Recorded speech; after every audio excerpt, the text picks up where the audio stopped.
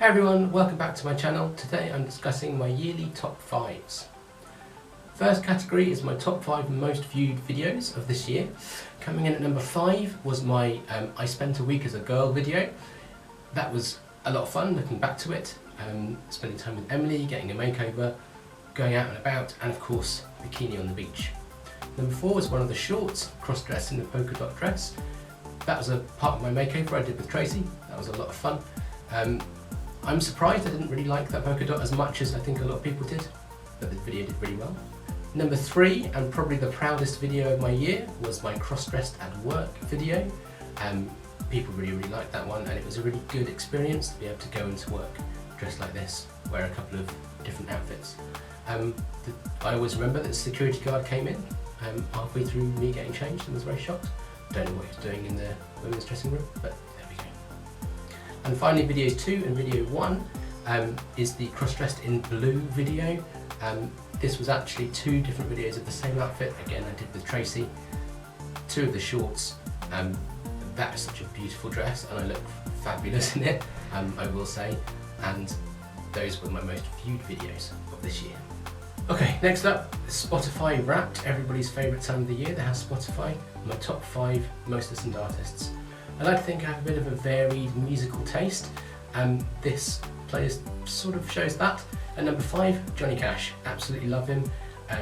Love all of his music. The covers album that he did just before he died, which included that cover of Hurt.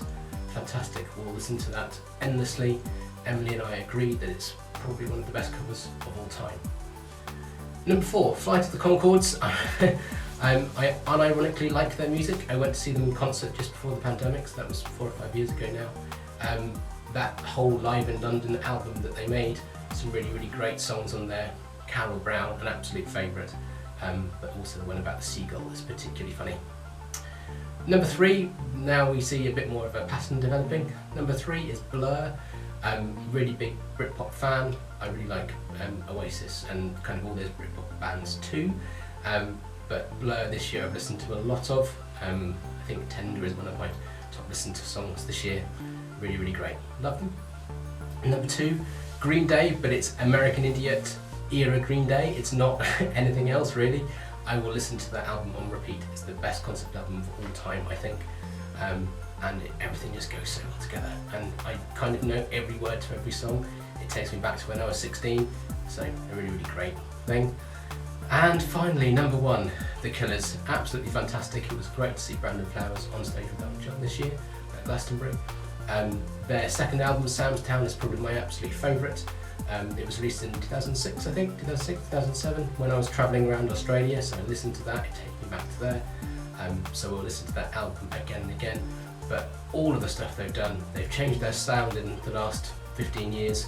Everything is fantastic, and Mr. Brightside is still an absolute banger.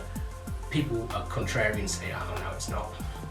You're wrong. Mr. Brightside is fantastic. It gets everyone up, it gets everyone singing, it gets everyone dancing. What more could you want from a song? Next up are my top 5 films of the year. Number 5, The Fabelmans. This was, I think, nominated for a bunch of Oscars, kind of Steven Spielberg's autobiographical story. I thought it was very moving, I liked it a lot, and it's still sticking in my head from February 11 months later. Number 4, a bit of a controversial choice, is Guardians of the Galaxy Volume 3. I thought it was really well done. I wasn't a massive fan of the first Guardians movie. I thought it was very dark and I didn't really get on board with it. But the subsequent ones have been very good. I thought it's very enjoyable. I'm quite a big Marvel fan, so I was kind of disappointed with the other Marvel releases this year, but Guardians of the Galaxy 3 I thought was very good. At number 3 on the list, Mission Impossible. What a film it was. Really massive blockbuster season in the summer, which another one is coming up later in this list.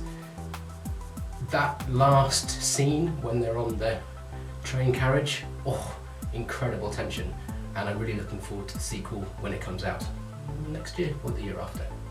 Number 2 is actually a rewatch that I hadn't seen for 12-13 years, one that I watched with Emily, and that is Inside Llewyn Davis by the Coen brothers. I'm a big fan of Coen brothers, so is Emily, so we decided to watch it together. She'd never seen it before, and it reminded me how great a film it is. I think it's one of their best films, really enjoyable, and it's not one that people really know, so to introduce her to that was really good fun. And the last one, number 1 on the list, Oppenheimer. Incredible, incredible film. Just really, really fantastic. When any film is 3 hours, it has to be justified to be that length. Oppenheimer was worth every single minute. It feels like a 90-minute movie. Just absolutely fantastic, and that is my movie of the year.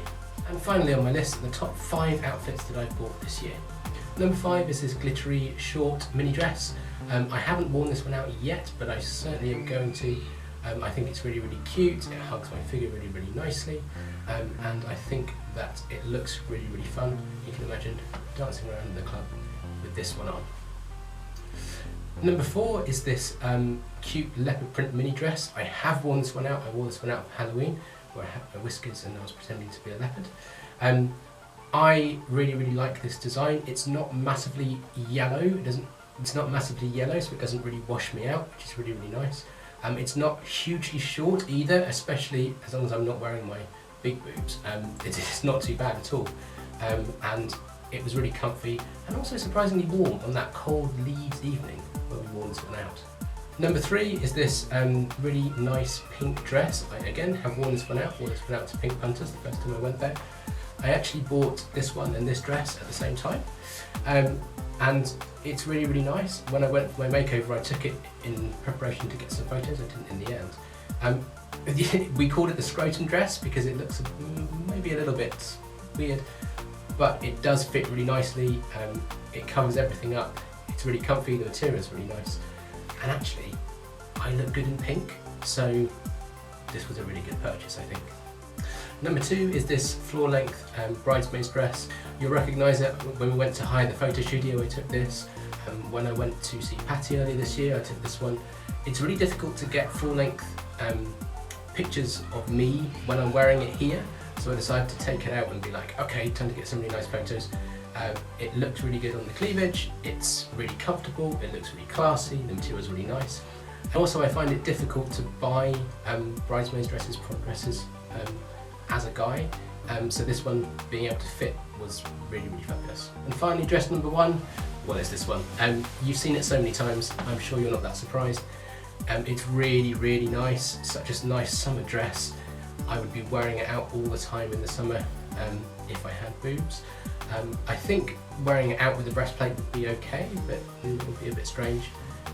So maybe I'll find some way to do, I don't know, like an undertop or something. But it's so floofy and it's really, really good. So I hope that I'll be able to wear this one out next summer when it gets a bit hotter.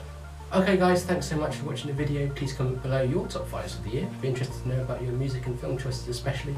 Until the next time, I love you all very much. Bye.